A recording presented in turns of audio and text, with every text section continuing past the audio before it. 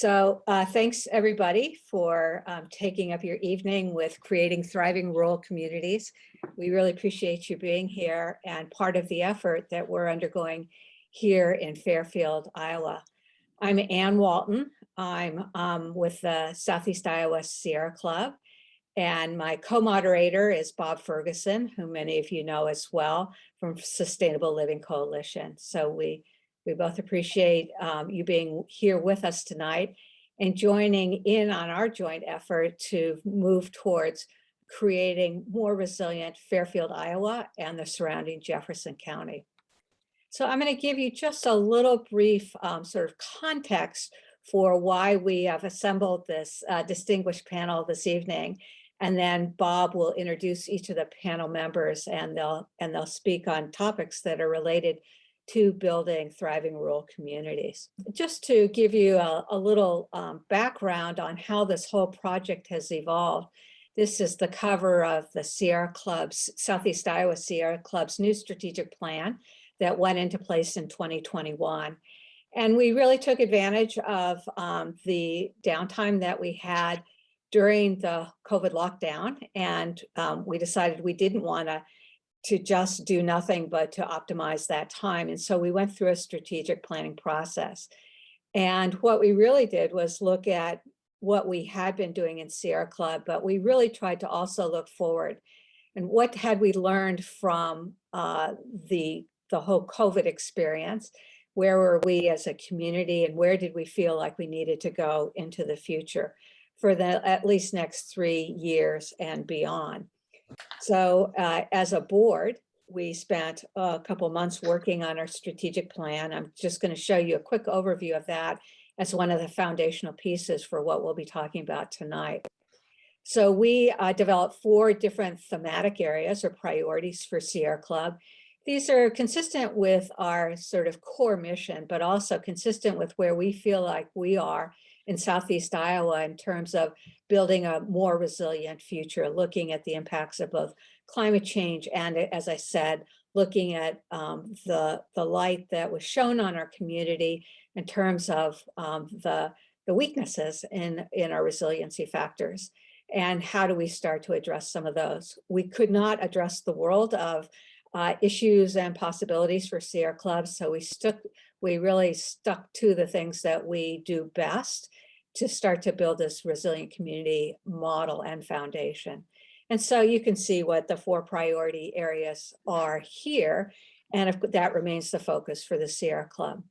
So what we did once we built this plan was we took it out to the community, and we spent a good 6 months meeting with, I don't know, 30, 40, 50 different sectors of our community, from superintendent of schools to businesses to students. And we really tried to understand what resilience meant to our community as a whole. So as a result of that, we realized which we knew, that's why we went out to the public, we really would need to expand our umbrella of what a resilient and lasting community looks like. So in the first column to the far left here, these are, of course, Sierra Club, Southeast Iowa Sierra Club's areas of focus. But these other things are important to the resilience model. So we really expanded that model and wanted to create a resilience coalition with the idea that if we work in tandem with one another, we'll be far more effective at really creating a model of resiliency for our community. As part of this also, we realized that, we were not going to create something out of whole cloth here, that many communities, particularly around Iowa, we were focusing on, but communities around the country and around the world had already gone through this transition of creating models of sustainability or resilience or climate response models.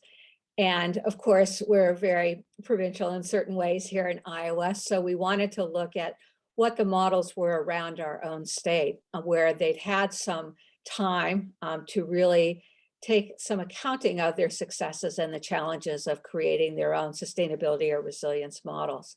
So for many months, we planned this Forum for the Future of Fairfield, which we undertook in September of this year. And we brought sustainability coordinators from around the state to really share with our community what these other models look like.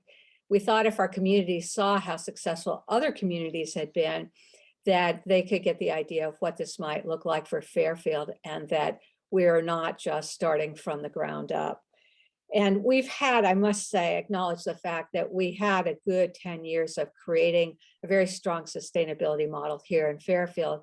But over the past few years, we sort of sat on our laurels and didn't stay abreast of the changes that were coming our way. And so we really needed to revisit and rebuild the foundation of resilience. As a result of this forum, many good things came out of it. We had really quite good attendance, considering we were in the middle of another COVID flare-up in September. But we had 220 plus people that we could account for at this hybrid event, which for Fairfield is pretty darn good. But we also started to receive a lot of acknowledgements about what we were trying to create here. And some of the things, amongst others, that we were able to achieve after the forum was some donations started to come in for a sustainability coordinator. And I'll talk a little bit more about that in just a few moments. But we also decided through a series of roundtables, we had 3 roundtables of events to try and broaden and yet at the same time narrow and define what resilience means for Fairfield. We decided to join a statewide effort called the Resilient Iowa Communities Initiative. And that we are now going to be in January, one of the first pilot projects for this statewide initiative. And that really came as a result of the work that we had done, both through our the forum itself, but also through the roundtable events that we had been holding. And also, as a result of the forum, our city council finally signed a declaration making a commitment to building this resilience model and being one of the pilot projects. So for us, that was one of the breakthrough things that we needed, was that vote of confidence from the city to move forward with this effort. But in doing so, we also wanted to acknowledge the fact that, you know, we're a very small little community here. We're about less than 10,000 people from the latest census numbers. But we also sit within a county that is now at about less than 16,000 people in our county. And so even though we make sort of political distinctions between the city and county, probably more than we ought to, that for many reasons, those are very false boundaries between the two, and that we can't be a healthy, resilient Fairfield without being a healthy, resilient Jefferson County as well. So we went and started to, we've all along wanted to include the county in this effort, but we really ramped up our efforts by looking at some of the data in regards to what was happening in the county itself. So from the 2010 to the 2020 US Census, we lost 7% of our population in our county. That's a pretty big number for a really small county. We also have USDA does a county by county farm assessment every 5 years. And between 2012 and 2017, the number of farms were also reduced by 7%. Farm-related income in that 5-year period went down 28%. Farm production expenses, on the other hand, went up 9%. So I think you start to get the picture here of what's happening in our county, and it's reflected very much in many counties around the state and throughout the Midwest, and probably beyond. But we have an aging farming population, and yet we have very few young people coming into farming. And a lot of it is just because, as the data tell you, the way that we're farming right now, the economics of it is just not working very well for farmers. So we really wanted to do much of what we did with the forum. What we did for the forum was to look at community models of sustainability and say, there's a ton of great ideas out there. Some of them are being met with great success. Let's look at the rural side of our community and see what's happening around the country. So we did that, and Russ is going to speak to you tonight about the Blue Nest beef model, but they're very much the same thing. There are models of practice out there that have been around long enough that they have the results from what kind of success they're being met with. We looked at a community solar garden project in Colorado where an old family farm that had many decades of wheat farming had converted over to food farming for humans, and combined with solar, and what the process was and some of the trials and tribulations of that, and also what some of the net gains have been from that, and the intelligence of putting solar panels together with vegetable farming, and particularly in an arid area where they found that under the solar panels that they required less watering for the produce. We also looked at, of course, the Sustainable Iowa Land Trust model, which we're all pretty much familiar with, but how can you put your farmland in different kinds of trusts where you get the tax advantages, yet you're still able to farm that land? And then we looked at another innovative project called the Prairie Power Project, which is really using natural prairie habitat and harvesting the grasses, and then they're made into energy pellets and used to generate energy. This is very experimental, but they're finding some really good success with this in northern Iowa. So again, these are just examples. We looked at agroforestry, we looked at a lot of different models, but we really wanted to be able to substantiate the fact that there are other ways to keep land in farming, but do other things with it as well. That may be a way to bring some resiliency to our rural community. And what do you get as a net result? This is not just about the economics of our community, but it does allow us to diversify our rural economy here. And you know, we are very much a mono economy in many ways, dependent on soybeans and corn. And that never works in any environment, in any setting, anywhere in the world. And so how do we diversify our income generation options? That's one thing that these examples provide opportunities for. And then, of course, restoring our land's vitality, the soil, addressing water quality issues. We have 700 impaired water bodies in this state. It helps us to transform the local food system. And of course, more than anything, build back our county and our rural community so that it becomes self-sufficient and resilient once again. So how do we do this? Well, one way that we can start this process is to hire a shared sustainability coordinator between the city and county. So there's a coordinated effort in building this resilience model. But the first thing that you have to do is build the model. And so we feel like this can be done for the rural community in much the same way that you would do maybe a land use model or future planning in a more urban setting. Not that we actually have an urban environment here. But with a sustainability coordinator also, we could start to design shovel-ready projects. And we think the importance of this is that there's never been a better time than right now with the COVID relief funds, the ARPA funds, the Build Back Better funds, and so forth. And here's a list of the different types of funding available to rural communities if you're ready to receive those funds with good ideas. So again, we, Sierra Club, Sustainable Living Coalition, we are not going after these funds necessarily for this rural development planning.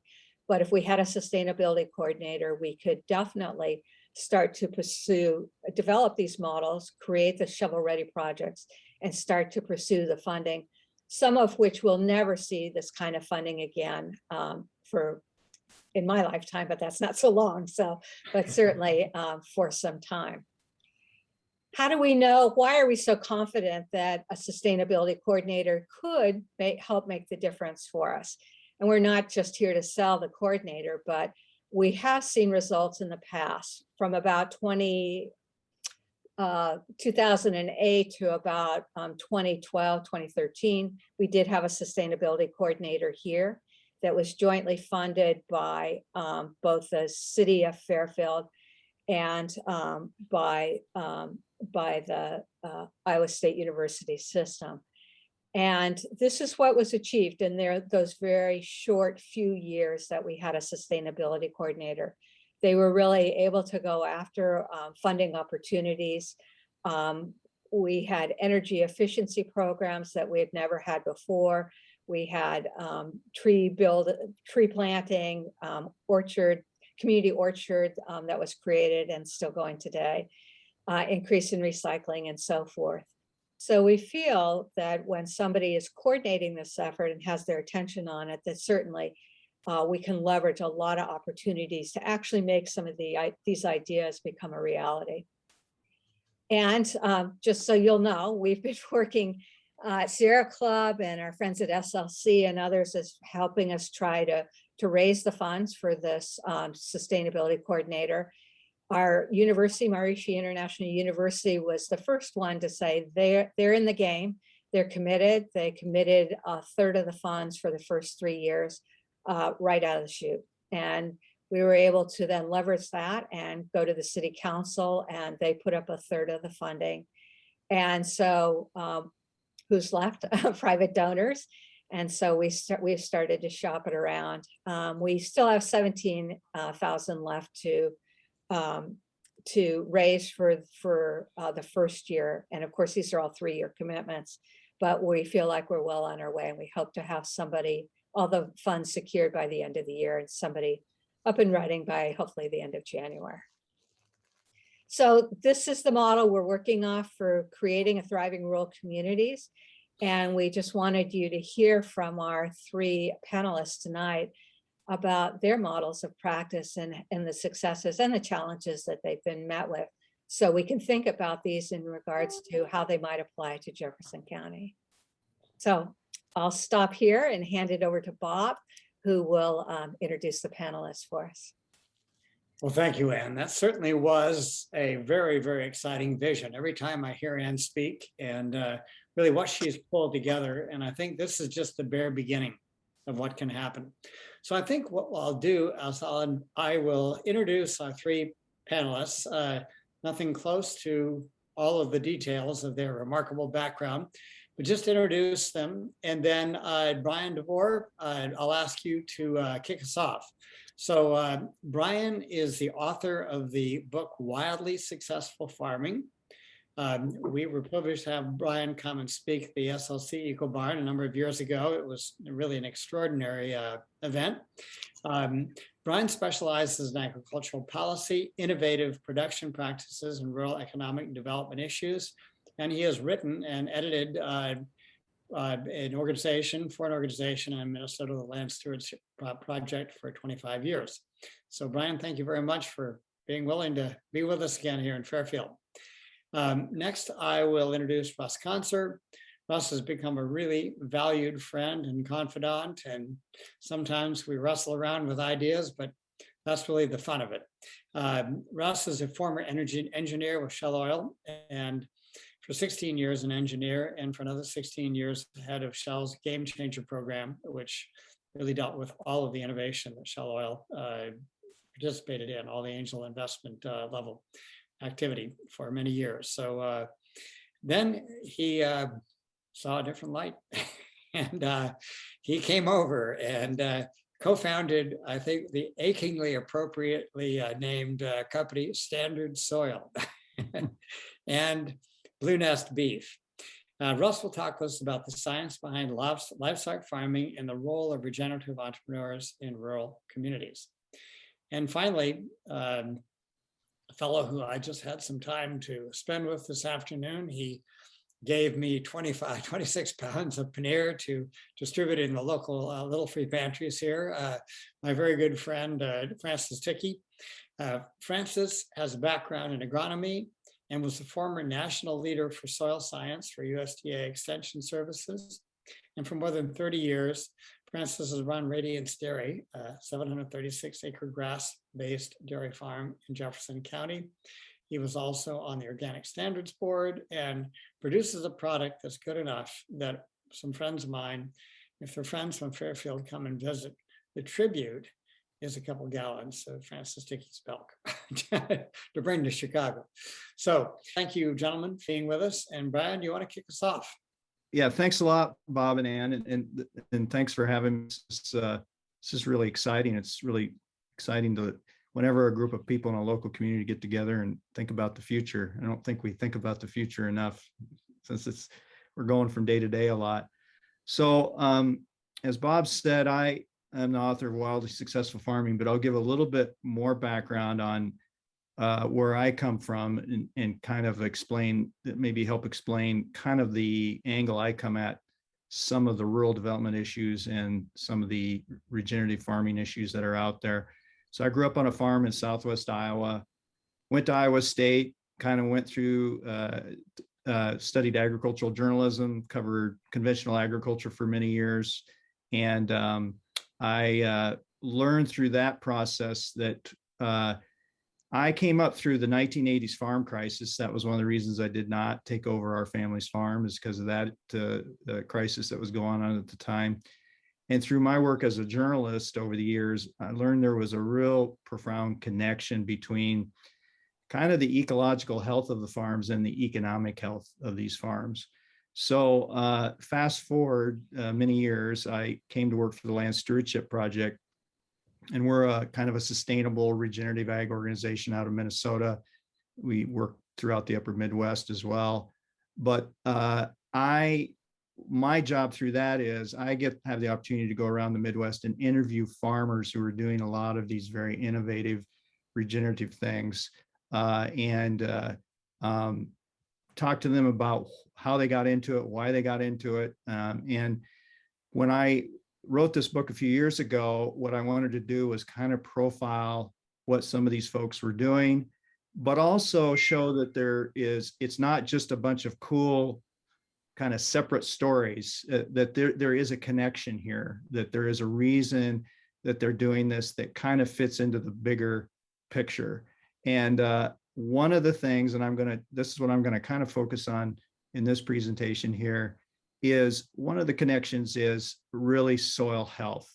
And this is a quote that I think kind of says it all. It really gets at this whole idea, and this is from Aldo Leopold, about, the most important characteristic of an organism is that capacity of internal self-renewal known as health. And I think that can apply to a lot of things. But what I'm seeing on the farms that I've visited over the years is they're finding that if they can build that soil health, and when I say health, they're not just looking at trying to keep it from eroding, or they're trying to look at the structure or whatever. They're looking at the biology of it and really building the health of that and the biology and the biome of that soil. And this is a really exciting area because I think it has a lot of applications beyond what I would call the sustainable regenerative ag community. What we're seeing at the workshops that we put on with the Land Stewardship Project and groups like Practical Farmers of Iowa and the Sustainable Farming Association of Minnesota and other groups, what they're seeing is you've got these farmers who kind of are always innovative, always interested in these issues, but they're being joined more and more by what I would call the conventional farmers, because they're seeing some of the real benefits of building soil health. It's, their increased water holding capacity, more consistent yields, which is a real important issue now with climate change, reducing runoff, reducing erosion, sequestering carbon, all of these issues, better ability to kind of handle pest issues, weed pests, that kind of thing. And what we're seeing, and I find this a really interesting angle to this, a lot of farmers who were innovators in conservation years ago around the area of no-till, which is a really good system of saving soil, we're finding, because of climate change and also because of issues around that no-till system being so reliant on a lot of chemical use, we're seeing that system was not succeeding anymore. It was starting to fail a little bit. So that's what's bringing them to these workshops and field days, to learn more about soil health and using things like cover cropping, diverse rotations, managed rotational grazing of livestock, that type of thing, to really build that soil health.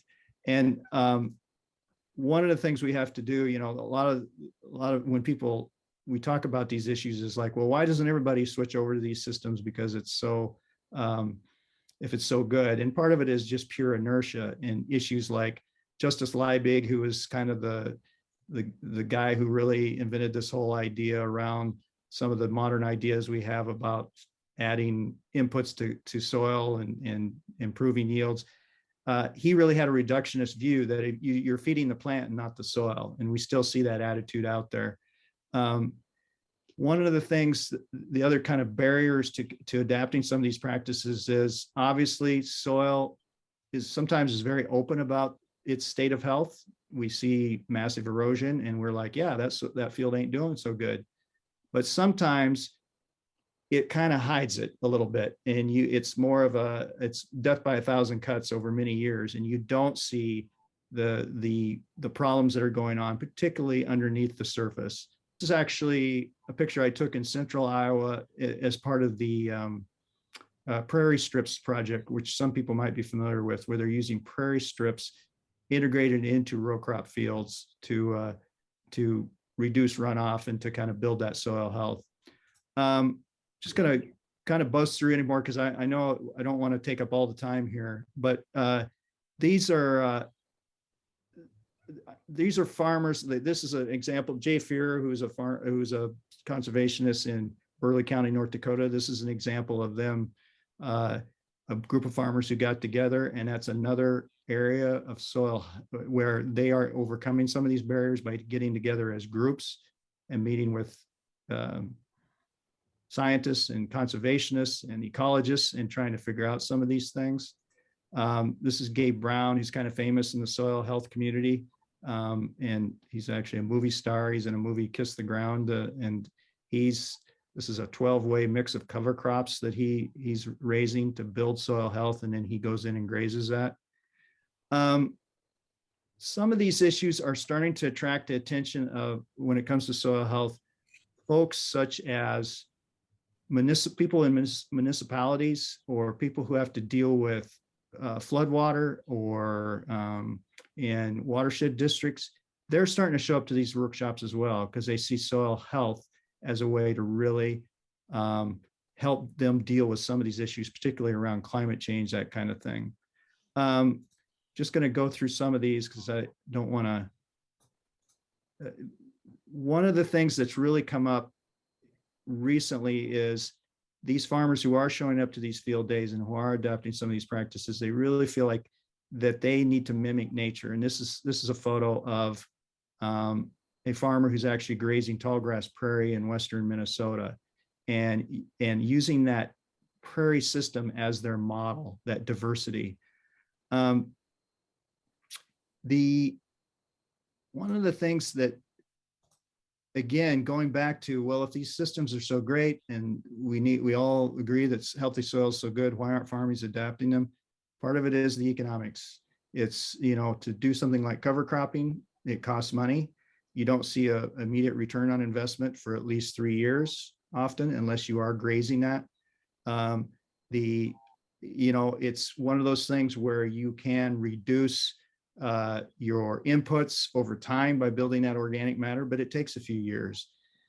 That's where I think issues where we can see if we want to see more of these practices put on the land, things like we see this in Iowa and Minnesota, and we've seen it in Illinois and in Indiana, where we've seen local soil and water conservation districts and on the state level providing cost share funds for farmers to get started. And once they get started and they see those practices work, then they kind of take it from there, and it becomes part of their system. But it takes 3, maybe 5 years for them to kind of get that transition, because they're trying to experiment with something at a time when they're trying to stay in business as well. It's been particularly, I was in Indiana for a week doing some reporting, and there they have over 1 million acres in cover crops right now. And that's because there was a concerted effort to really support farmers getting those established. I think this is a really important quote. This is from Ray Archuleta, who's a real leader in the soil health movement. And he's really getting across the message to farmers he talks to, that if you can build that soil, you can really get freedom from the banks, the chemical companies, you can really be much more efficient about how you use that land.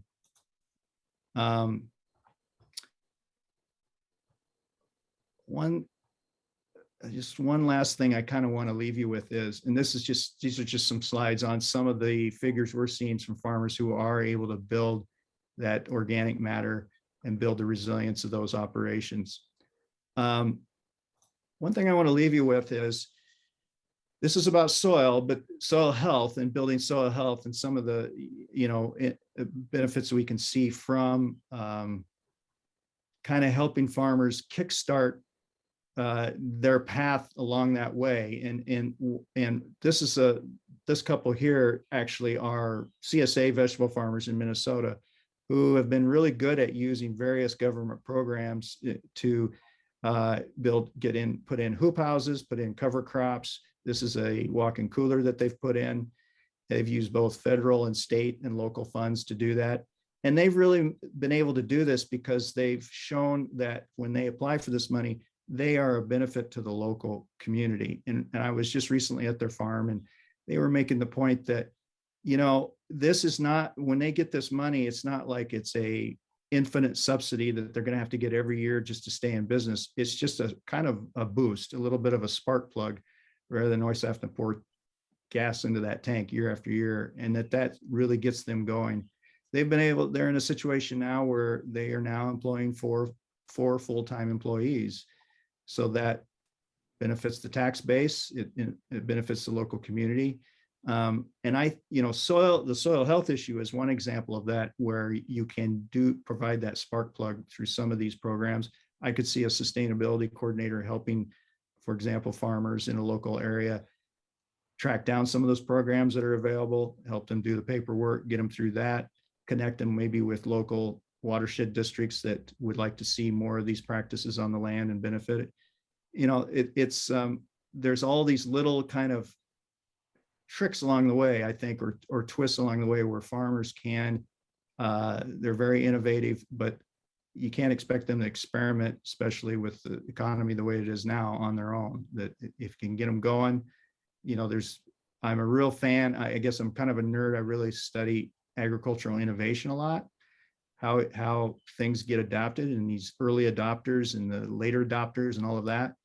And if you look at it time after time, whether it be hybrid corn or any of these innovations, it starts when you get a farmer in an area who starts doing this thing. But then the next step is you get some sort of program that can help other farmers adapt it on a wider scale. The one last thing I'd say is, going back a little bit to soil health, if we could see some of these farmers that are farming 1,000 acres, 2,000 acres, just change one practice on their farm, there's been a lot of research showing out there that they would have an outsized impact. If they just planted a cover crop, even a basic cover crop, the amount of carbon they can sequester, the amount of water runoff they can reduce, has a huge impact. It doesn't require somebody to go whole hog into some of these systems right away. So I find that really, really exciting. Anyway, that's kind of what I got. Thanks. Well, Brian, wow, thank you. I know that was a whirlwind tour of a really beautiful in-depth presentation. I think we will certainly have you back and do that in-depth presentation, because these concepts are so incredibly important, but it was a really good overview and I appreciated it deeply. So next up, we have Russ Concert. So Russ, tell us a little bit about your perspective. Brian, that was awesome. We'd never met before. We chatted on Sunday, but I feel like we're brothers here and sharing a common journey. So, all right. Yeah, I'll likewise go through something here pretty quick. Like Bob said, I'm an engineer by background because of energy was my passion as a child of the 70s. But I went to school there in Ames, like Brian. I just left the Midwest to come to the Gulf Coast and work in the petroleum industry for 30 years and involved in investing in very innovative energy technology, only to find at the end of that road that it brought me back home again. I learned about the potential of sequestering carbon in soil by changing how we do farming. And it set me off on a new life course that seems almost fateful now. I'll go through a few things here. I'm now an entrepreneur with this company, Blue Nest Beef, that Bob mentioned. But there's a little bit of a story here that hopefully I can tie back to the story of Jefferson County and where we're at today. I shared that this fact with Bob here a couple weeks ago. There's a really shocking paper that came out earlier this year. I'm not sure how many of you may have already heard it from the Proceedings of National Academy of Sciences, estimating that 35% of the land in the Corn Belt has lost 100% of its topsoil. Boy. That's amazing, and it's frightening. For what it's worth, Ann, I'm intrigued to see that like this 6% lost yield, these numbers are similar to what you see in some of the things that you've described in Jefferson County, but it amounts to billions of dollars of economic loss and billions of tons of carbon lost that turn out to be pretty big when you compare them to other things that we care about. Well, where did those soils come from? I was a pretty naive child. I thought they just kind of fell out of the sky or came in from Minnesota on a glacier when I was a kid. I don't know. But it turns out that those soils were all created by a very interesting interaction between the roots of grasses, roaming ruminants, and fire. And so the tall grass prairies, of which Iowa was really kind of the center of the bullseye, and it's why Iowa has such a great farming history, was just the right spot here in rainfall and ruminant migration and prairie grassland to really build those deep, dark topsoils that Iowa has benefited from economically for the last century and a half. We now understand scientifically how that works because the grazing animal creates kind of a pulsing process in the grazing that pumps food, carbon-rich foods out to microbes that bring nutrients back to plants that grow more and better grass. It's a very symbiotic system. I tell people the relationship of livestock to grass, when it's done in an ecological context, is very similar to how we think of bees and flowers. They need each other in order to thrive. And importantly, to Brian's point, it works because you accumulate carbon-rich organic matter in soil that makes the soil healthier. And so over time, the whole ecosystem thrives more and more. Operationally, what we try to do in the grazing business here is to basically mimic that historical pattern of creating soil. So instead of managing livestock by putting up a fence and leaving animals loose behind it, we have controlled management of that livestock, where we have controlled dense grazing with frequent periods of movement and long periods of rest. What we're really trying to do is replicate what would have happened on those tall grass prairies with bison. And what we find is that we're able to recreate those soils actually remarkably quickly that Brian was showing you. Operationally, to underscore the points that Brian was talking about, this shows up as productivity gains for the farmers that now have healthier soils. Not only do their costs go down, but because they have healthier soil, they have more grass. That means they can carry more animals. The grass is more nourishing to the animals, so the performance of the animals on the grass is better. So this shows up strongly in the agronomics of grazers that take it upon themselves to apply these different methods. Visibly, it's quite remarkable to see the prairies come back to life pretty quickly. You can go from something like on the left there, what I have as a snapshot that's just a 4-year time period of going for something that's, grazed down to the nub and kind of bare dirt into a thriving prairie-like system without ever having to plant a seed again. All done through the dense movement of animals described as I've shown. Of relevance here to the Blue Nest beef model that Ann mentioned when we started is there's a lot of other benefits that Brian also had in his list. The one that we're focused on at the moment is bird abundance and bird conservation. It turns out that grassland birds evolved to nest in grasslands, not on bare dirt and low grass. And so when you bring grass back, the biodiversity comes back with it. So we've teamed up with the National Audubon Society, who separately had realized that grassland birds are the most endangered category of birds in North America. More than 50% of their population has been lost in the last 50 years. And they put together a set of protocols for grazing in a way that would help restore bird habitat. And that's those same grazing approaches also rebuild soil health and store carbon and have all these other benefits that Brian was talking about. That program now constitutes 3.5 million acres on 139 farms in 15 states. It's a program that, unlike many other certification systems, is operated at the full cost of Audubon and at no cost to farmers. And it's a set of simple, practical protocols. I've listed the 4 major categories in which the protocols exist that the farmers work with. And you can see it's stitched together. With bird habitat, it's not a matter of like stitching together a little magic happy place behind a fence on a conservation reserve, but birds migrate. So building across the states a network of farms that are restoring bird habitat with an economic model for producing beef that can then be sold to consumers is fundamental to this market-driven conservation model.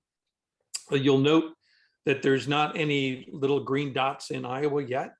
That's because Audubon just got their grant here to extend the program into Minnesota, Iowa, and Wisconsin here in the next year or so. So that's kind of on the drawing board for getting there. But would love to see that happen for the reasons we talked about before. Iowa is the heart of farmland and the tall grass prairie that needs to be restored. So the blue nest beef model, nothing terribly fancy here.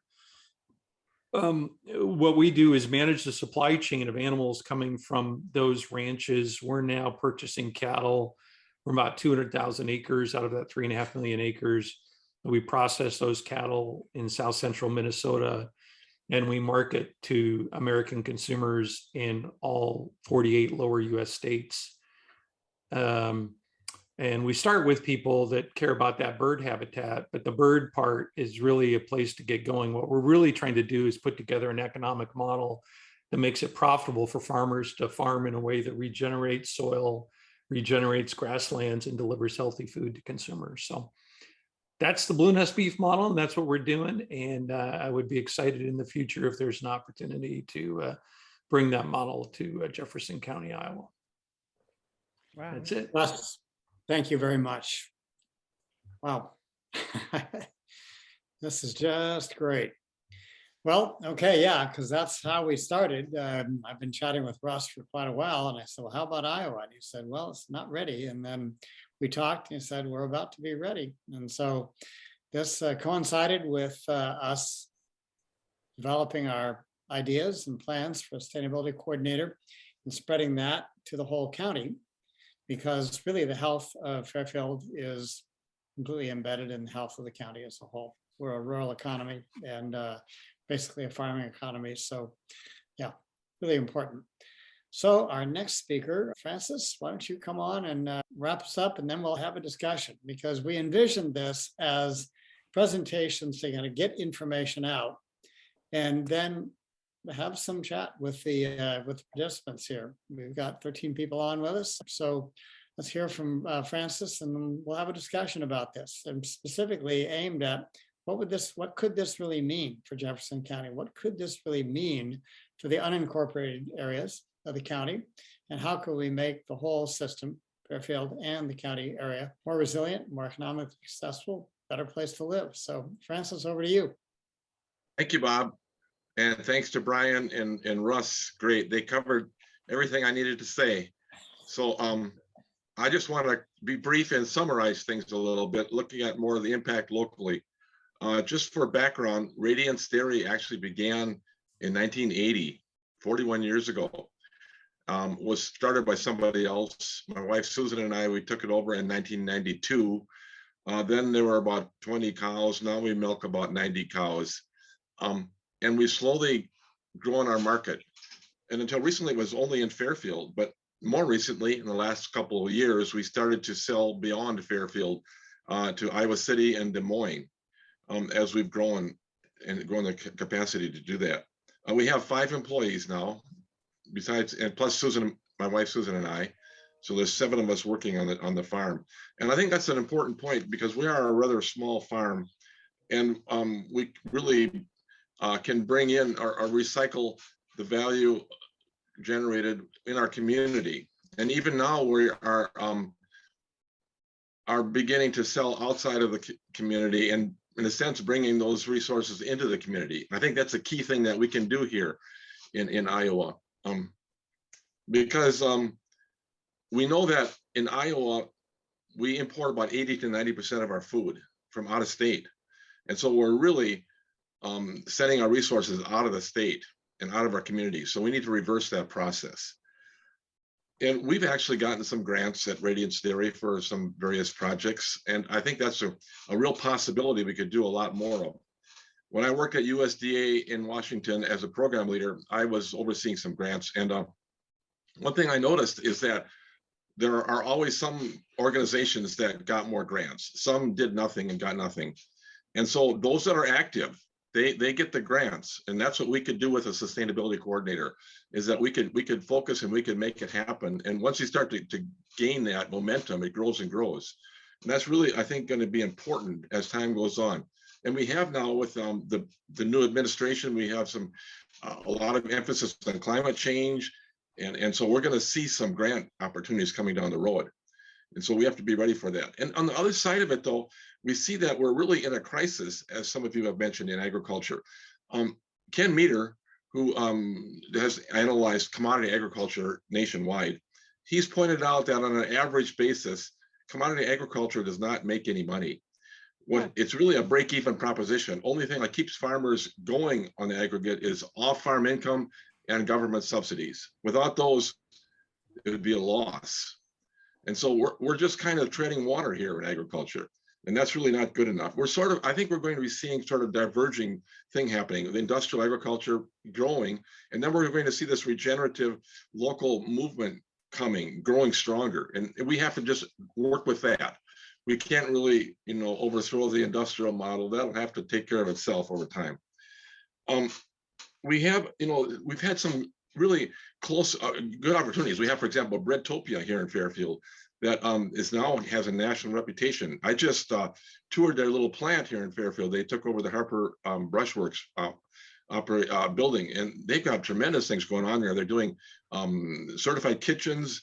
There's really a potential there in Fairfield.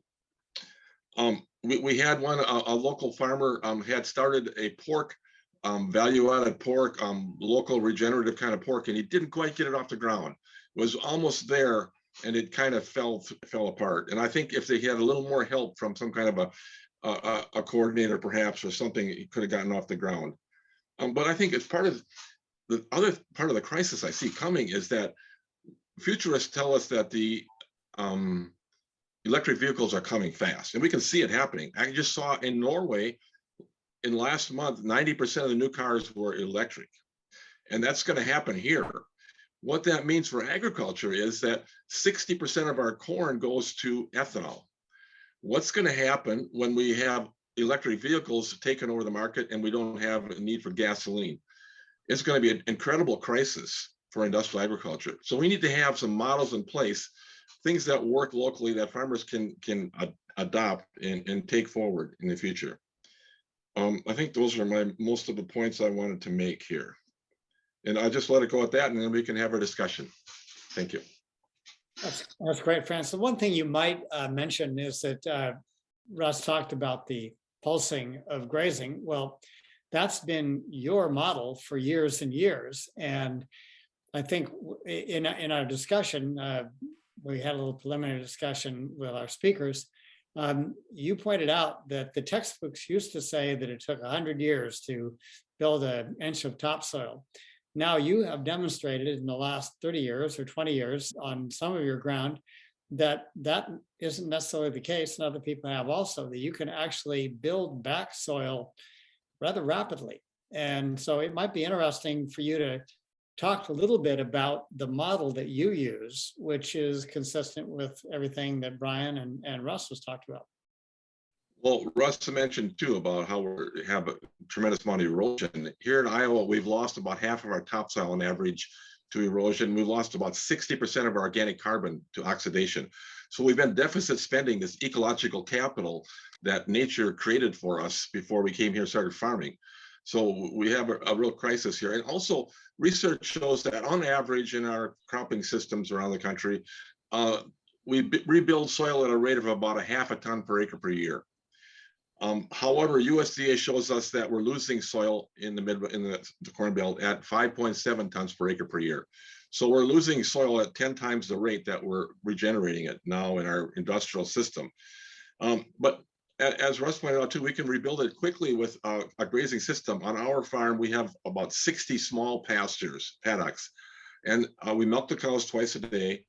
And after each milking, the cows go to a new pasture.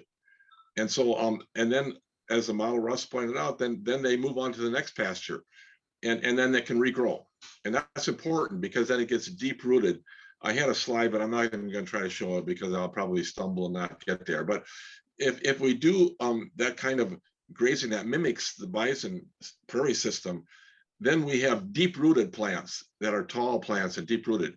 Whereas if you look around Iowa, most grazing is where cows are in the same pasture all the time. What happens by midsummer, the grass is about this long, or it's really down to the ground.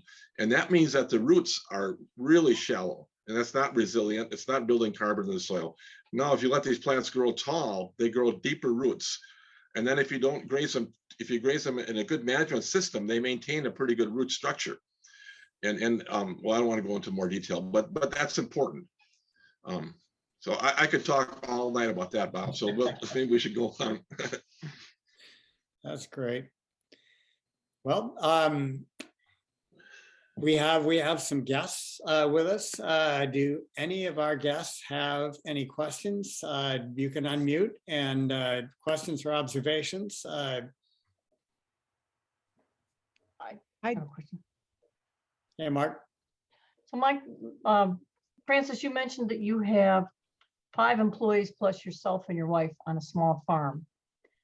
I'm gathering that that's one of the great benefits of these kinds of systems, and that commodity farming, corn and soybeans, row cropping, there's not going to be 5 employees on a farm like that. Is that a fair assumption? That's right. And Ann had some interesting data that I saw that I think 23% of the farms in Jefferson County have employees, which means that That's not not many much. do. Right. No, not many. No, because the industrial system is pretty turnkey. Yeah. I mean, when it comes to hog buildings, for example, or when it comes to corn and soybeans, basically you plant and you call the co-op and you tell them to spray your Roundup, and then you wait till fall. Great, thank you. I have a question, observation. This is Claudia. The prairie strips that you mentioned, I have been reading about, and it seems a very logical idea. And I was just going to mention that in addition to helping to reserve water content and the soil preservation, it also helps insects survive. That's a very important point, I think, about the prairie strips. Yeah, thanks for bringing that up, because the pollinator issue is huge. And what's the one figure is every 3rd bite of food Right. as a result of pollinators. Yeah, and you'd think it wasn't even happening the way it doesn't get any. Anyway, this morning on Iowa Public Radio, I heard one of the 2 of you speaking, I think, but I don't know who it was. But anyway, they mentioned that the state of California has told the farmers of California that this is the last year they're going to get water from the state. And I think that is a huge opportunity for Iowa, if we could get our soils back, to raise other crops. I remember visiting Cuba, and the first time was 2002, and I thought, oh, this is so sad, a 3rd world nation that's, just a 1 or 2 crop country. And then I come back to Iowa after so many years, and we're in the same position. I mean, we're corn and soybeans and importing things just like Cuba or other countries. So I think that the fact that California may not be able to produce nearly what it's producing now, and Iowa may still have the weather, and if we could get a jump on this soil regeneration, that would be a wonderful opportunity. Yeah, and I think it's important to remember that the corn soybean system actually it seems like it's been around forever, but it hasn't. No, it hasn't. Just since Henry Wallace kind of pushed that through during the Depression and the tried to create the ever normal granary and all of that, that we've kind of had the corn dominated system. And it's not inevitable, to have that going on into the future. Hey, John, Yeah, Duvall, I've seen it. go ahead. Sorry. Well, I've seen a chart looking at the diversity of crops in Iowa beginning about a century ago. And there used to be tremendous diversity of crops, fruit and so on. And then it went down and down and down till now we're down to 60% or 2/3 of Iowa's land surface today is planted corn and soybeans every year. John Duvall, you had some observations about West Jackson Land Institute and Purdue. Why don't you pose? Yeah, well, I'm a suburban kid. I'm as far from understanding most of the stuff as anybody is, but I'm a little familiar. I did a Zoom call last year with West Jackson at the Land Institute, and also we've been in our little group with Paul Carlson and Mark Zeller talking about this. Purdue apparently in Indiana has some sort of a rural agriculture revitalization program going. And so I just wondered if there was communication going on between these different units of study on this question. And I also put in a question about the Oglala Aquifer, because I've read that it's really kind of like sinking like a stone. And I'm wondering how the water supply is holding out. So, yeah. I'm happy to throw a couple of things in there. Maybe take the easy one first. The good news is I don't think Iowa needs to worry about the Oglala Aquifer, but Nebraska and Texas and Colorado do. It is sinking like a stone. Land Institute is amazing. When I retired from Shell 8 years ago, 2 weeks later, my very first stop on my grand tour of regenerative agriculture in the US, I had a friend contact Wes and set me up for a private tour.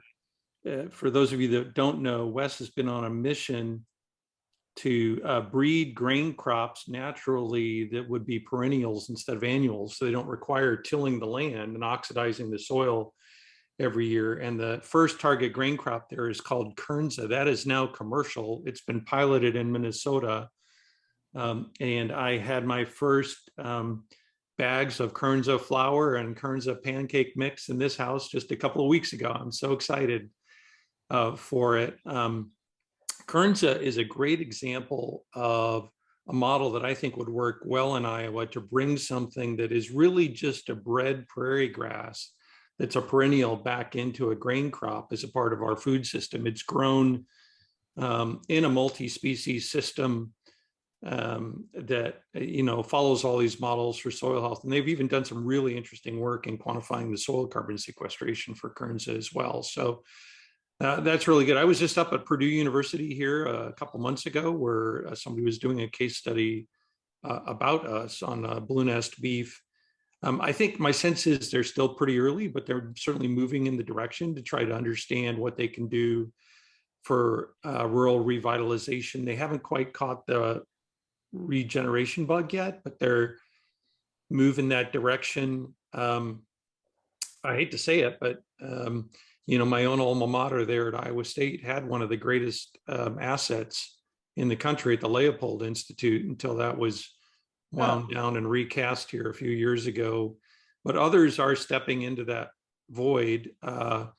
My friend, Dr. Jason Roundtree at Michigan State University is spinning up a Center of Regenerative Agriculture. They're collaborating actively with Colorado State University. Cal State Chico has spun up a Regenerative Agriculture University, and all these groups are connected together. I hope Iowa State rejoins that community to bring that back to Iowa. But there's a lot of people picking up speed here. There's a lot of commercial interest. There's a lot of scientific work. I tell people, I chose to go into petroleum because it's the energy business back in the days when the problem was having enough to keep the lights on, not climate change.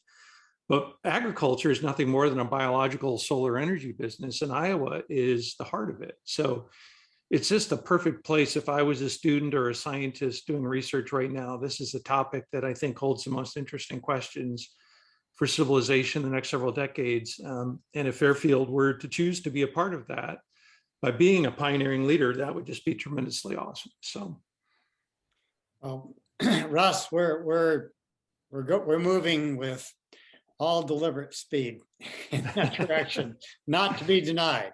yeah, it's awesome. I just having this conversation is inspiring to me to know that people in Iowa are thinking about it, because it has revitalized counties. I just realized I'm drinking out my White Oak Pastures cup. Yes. Tonight, for those of you that don't know White Oak Pastures, my friend Will Harris in Bluffton, Georgia, has taken a county that was essentially empty and dead, and his 3,000 acre farm is now employing 120 people. He's a multi-million-dollar revenue business, many layers of agricultural production on that land, and it's all about regeneration. He's a converted industrial farmer. So there's no reason that other farmers in Iowa can't do the same thing. For that context, you don't just copy Will's playbook and White Oak Pastures playbook, but you build a scale appropriate, environment appropriate business there, and it can have chickens and beef and dairy and Kernza crops and fruit orchards and other biodiversity. Will come back. Claudia, your comment about bees and pollinators, spot on. The thing that you'll notice is that life just comes running back into these fields when you start farming regeneratively, and you don't see that in corn and soybean land. That's why the prairie strips are important. You got to give some kind of home for life to stay alive. But when you get out in, for those of you that haven't been to Francis's place, I'm just sure that you go out there, you're going to see a dramatic difference in life. It'll be thriving out there. And One thing I'd say is it's pretty exciting, all this stuff going on in regenerative ag and some of these innovations. One of the groups of people that we're going to really have to reach is what I call the non-operating landowners. In a state like Iowa or Minnesota, about half of that land is rented. That puts those farmers who are renting that land in a tough spot, because maybe they want to put in a cover crop or put in fencing to do rotational grazing. If they have a short-term lease and the landowner isn't groovy on it, it ain't going to go anywhere. So we got to reach those non-operating landowners. Maybe they're absentee, maybe they live in Florida, and get the message to them, hey, this could be a way you could have a really positive impact on the landscape and on your local community. A lot of them are people who maybe weren't super involved with the farming operation, maybe their kids or grandkids or whoever, but that's a prime audience, I think, to reach for some of these issues around, hey, do you want to help benefit a local community economically, the climate, all of that, wildlife, birds, pollinators. It's a huge audience that I don't think has been tapped quite yet, and we need to really reach. And Brian, your data shows that if they do those practices and have a little patience, they will actually make more money. Yeah, their farm will be more profitable, which is really a winning argument, right? Right, and we're actually seeing. So it's really competitive right now to rent cropland. We're seeing some farmers who have learned some of these practices who are kind of giving themselves a competitive edge by maybe somebody who does live in the community, but is a non-operating landowner. They own some land and they rent it out.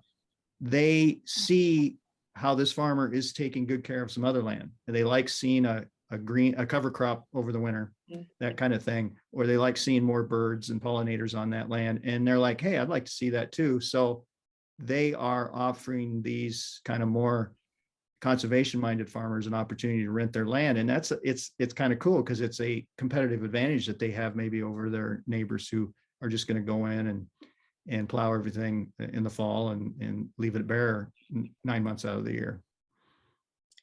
I think that's, this whole question of land ownership is a little bit of a smokescreen if you look at the data. In Jefferson County, there's 636 farms in Jefferson County. 94% of these are family farms. it doesn't mean those families are farming the land. It just means they've retained ownership of the land. And I think we confuse that data sometimes when we look at it, thinking that these are families who are farming their own land, when in fact, that's not it at all. And I think that is one of the major issues here. And there's no way to parse out the data and better understand how much of them are functioning as families that are farming that land themselves. But I think that's a really important point to how land is being taken care of. Yeah, To speak to that point, Anne, I think one really good thing that I've heard is that even though there may be a lot of managed farms by other individuals other than ownership, there are at least local farmers that are leasing, and Francis might be able to speak to this, but which means they're more approachable. Somebody here that we know is going to know them. I really like some questions. Oh, go ahead. If you have any questions, please go ahead, because I have. Oh no, I was just going to comment on this big point of land ownership that Brian brought up. It's a really critical, brilliant point to be aware of. And I also really liked his spark plug, including soil health as a spark plug, not just, you know, raising money and that kind of thing, to save the farm or to keep the farm or whatever, or to start some project. But the soil health really is a spark plug. And so I direct this question to any of the three of you who presented. You may know or have heard of Elaine Ingham and maybe Dave Johnson down in New Mexico. And they both have systems, different types of systems of using compost to regenerate land very, very quickly. And so I think this is something we could present to farmers here that don't want ruminants or animals on the land. So I'd love to hear any of your thoughts about that. Sure, I'm happy to jump in there. I just on a call with David today. We're working on a project to actually demonstrate the merits of his inoculant, basically a different way of making compost and compost teas that is rich in fungi that helps regenerate soil health quickly.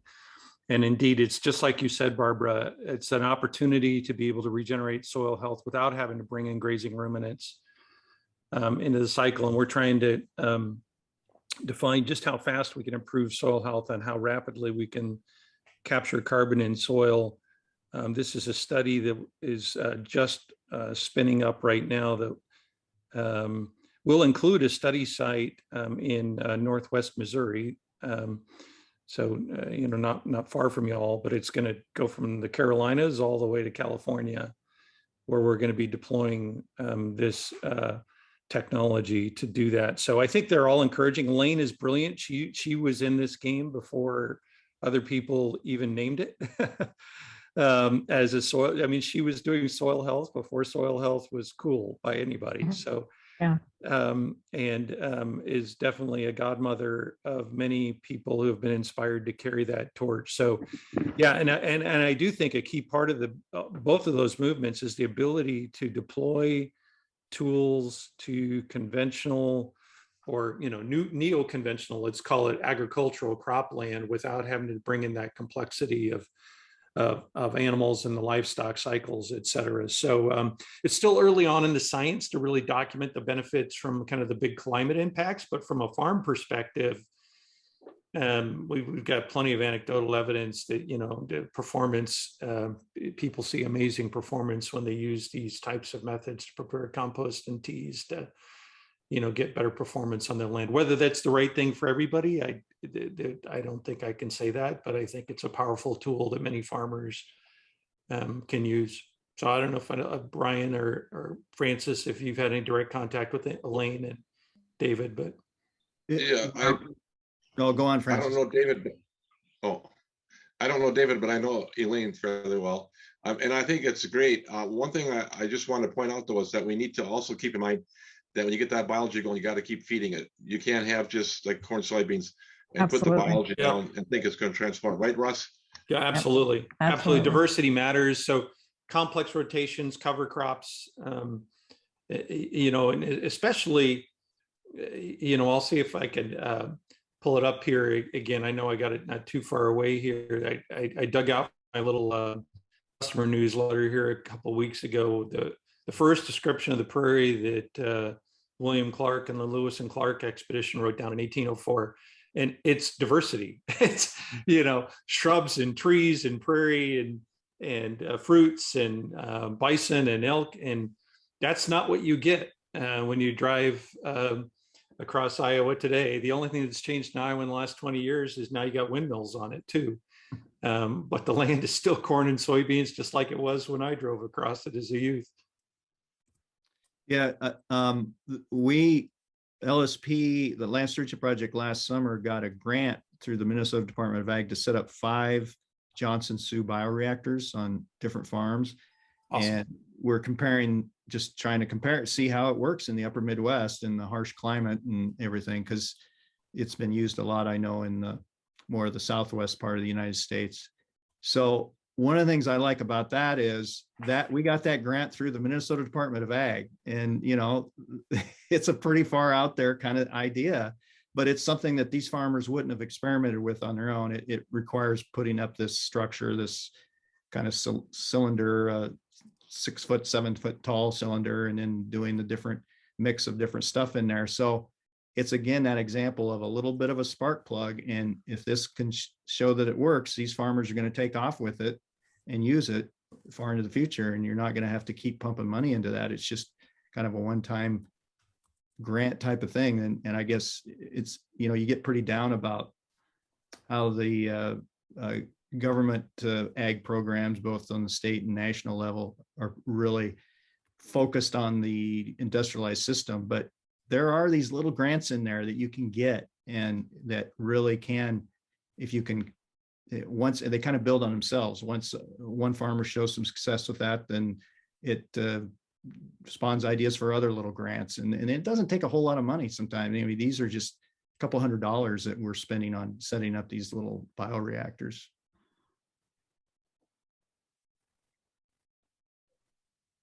I just would point out kind of the opposite side right here now. It just came into my mind today that there is this carbon dioxide pipeline that's going to come through the state, including through Jefferson County. I haven't seen the exact route, but it's going to be pretty darn close to my farm.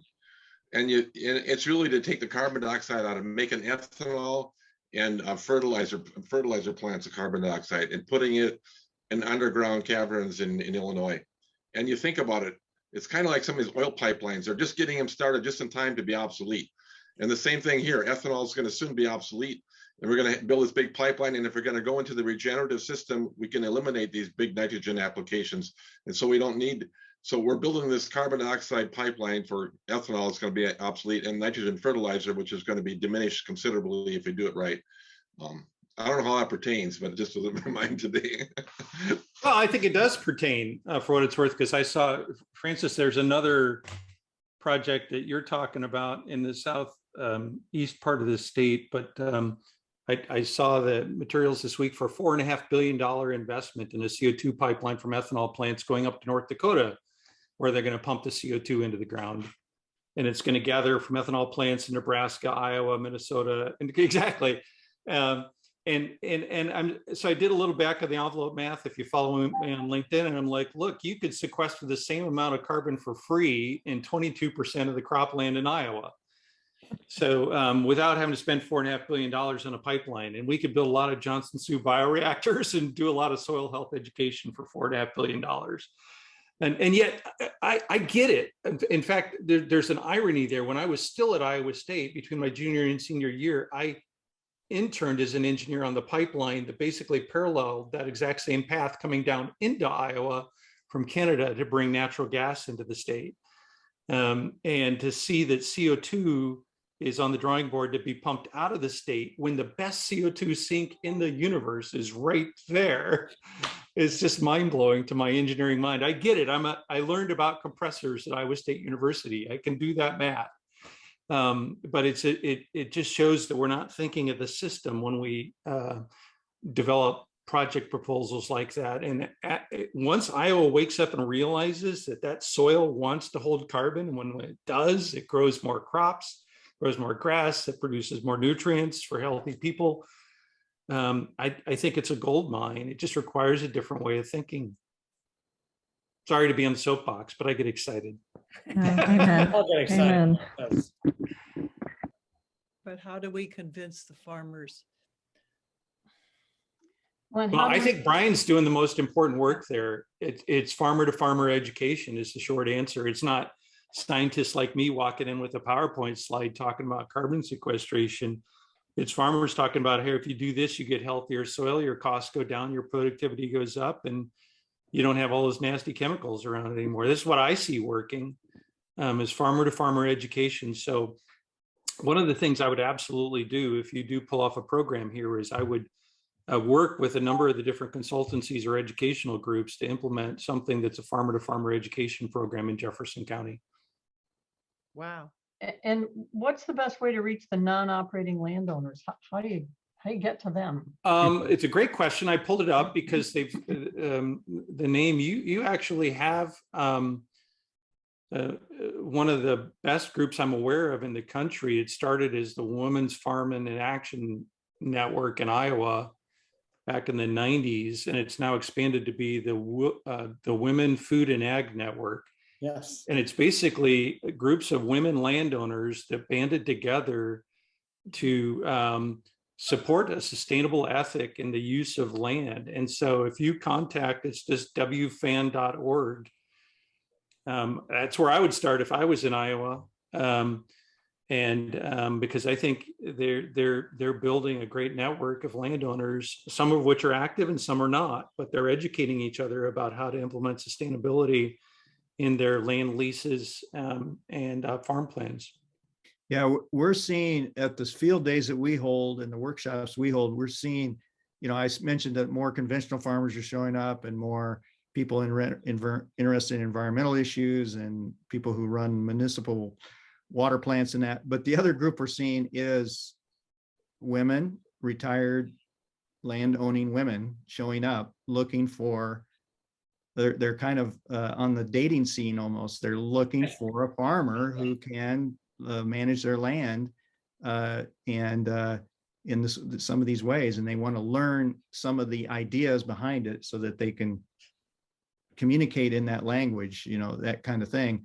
Also, they're coming, maybe they don't want to give up the renter that they have, but they want to be able to go to them and say, these are some of the practices I've been hearing about, and this is some of the economic benefits from it. What if I give you a break on your rent if you'll put in a cover crop or that kind of thing? So we're actually, one of the projects we have is we're trying to get that database from the USDA of who those people are, because it's a huge piece of the puzzle, I think, right now. But that's the group there in Iowa. That's probably the one that's doing the most right now. That's had the most effect. And could I try to share screen and do a slide? This kind of building on what Russ was talking about. Only about 2 to 3% of Iowa's corn and soybeans actually have a cover crop during the winter time, so it's not that much. Can you see that slide, everybody? Yeah. Yep. Okay. And what happens is that in the spring, when it just gets a few inches taller, they hit it with Roundup, and it does some good. Research in Iowa State shows that it'll reduce nitrate loss by about 30%. However, what organic farmers are doing is allowing that rye to grow up about 6 feet, just starting to make a head. This is on my farm, and I've had some good luck with this, some great success, and I've had some dismal failures, and I'm still learning. But in this case here, I'm knocking down about 10,000 pounds per acre of biomass. Come in and plant soybeans in there, and they grow up and make a crop. And well, anyway, that's what I wanted to show. Basically, is that there's a tremendous opportunity here that to do these kind of things. You don't have to have cattle to do it. Francis, you were telling me that you actually used a crimper.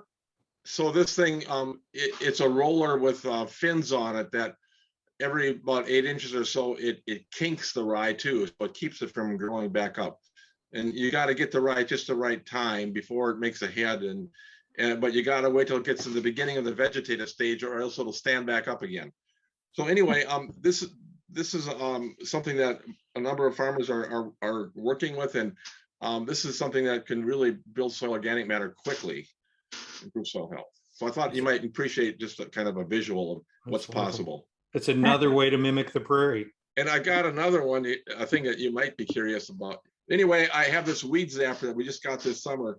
And basically, for organic, weed escapes you come through, it's got a generator in the back, a high voltage generator on the back of the tractor run by the power takeoff.